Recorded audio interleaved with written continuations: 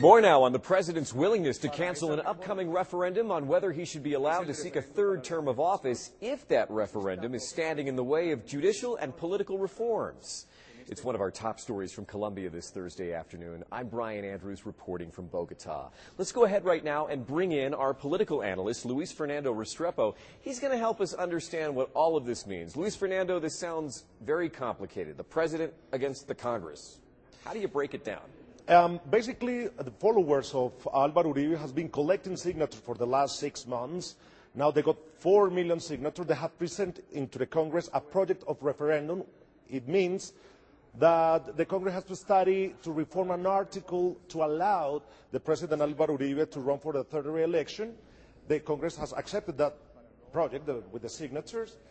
But after that, the President Uribe went to the press and said, if that project is an obstacle for the Congress to study my reforms, which is justice and another reforms, please take it out. The problem is, or the key point now is, that the Congress cannot stop to study the referendum or that project of referendum. They cannot say, oh no, we are not going to study that thing, because it's the people who are asking to the Congress to study, to change that article to allow the president to run for the third re-election. And from what I understand, here in Colombia, there's a tremendous amount of distrust right now in the Congress because of all of the political scandals, Yetis political, parapolitical, FARC political. And at one point, they were actually going to remove the entire Congress, but the president said, look, we're not going to do that. Let's let the investigations play out and continue, and then we're going to decide what we're going to do.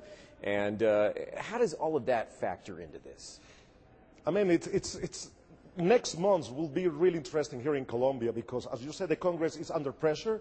Even the president said in a statement that the Congress has to follow his suggestions because he has been defending the Congress in front of the world because the Congress could be, dissolved because of the scandals.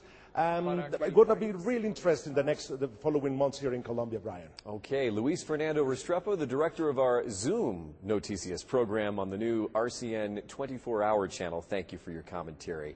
We've been telling you how most of the country's judicial sector is out on strike over pay, courts shutting down, cases not getting tried. And now, as a result of the work stoppage, people accused of some very serious crimes are getting released from jail. Here in Colombia, you can only hold someone for so long without giving them a hearing. And if there aren't any courts to hear the case, well, you got to let them go. Well, that's exactly what happened to a group of men accused of being part of a dangerous Paseo Millonero band. This is where you get pushed into a taxi and taken at gunpoint from ATM to ATM while robbers force you to drain your bank accounts. Then they take your cash and leave you in the middle of who knows where in a remote part of town. It's a real problem, and now the justice sector strike is really having an impact.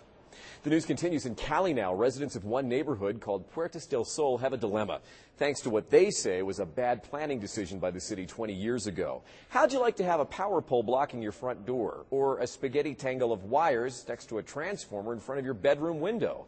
Well, not only is it inconvenient, but residents say it's a safety issue. They have appealed to the city of Cali to remove the poles to find other ways to get power into the neighborhood, but they say nothing is getting done.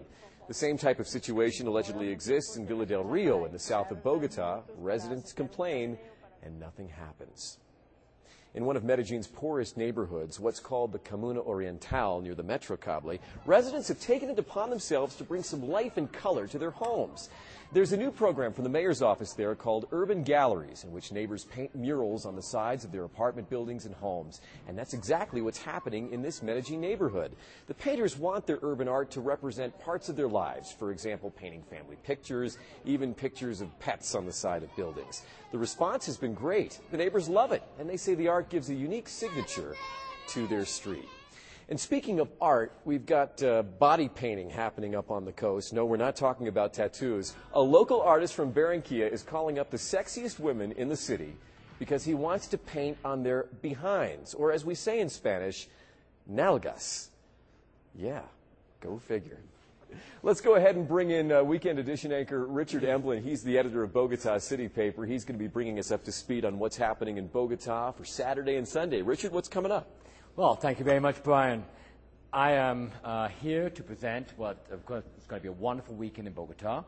We have two popular watering holes in La Macarena, the other one in the Zona Rosa. As you know, Bogota is bustling with great bars and restaurants.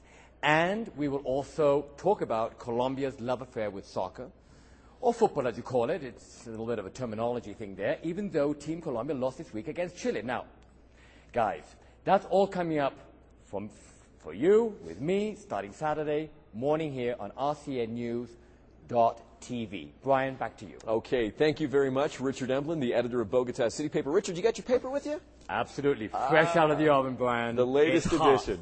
It's hot. It's steaming. Fantastic. If you're in Bogota, go ahead and be sure to pick one up. It's distributed at thousands of locations throughout Colombia's capital. All right, we're going to leave you today with something really special. Our next newscast, of course, Friday morning, 7 a.m. Eastern Time, 6 a.m. Colombia time. What we want to share with you today is the sights and sounds of underwater Colombia. We have some spectacular reefs, snorkeling and diving in the Isla de Rosario and in San Andres. Be sure to check it out. That's RCN News in English. We're bringing Colombia to the world.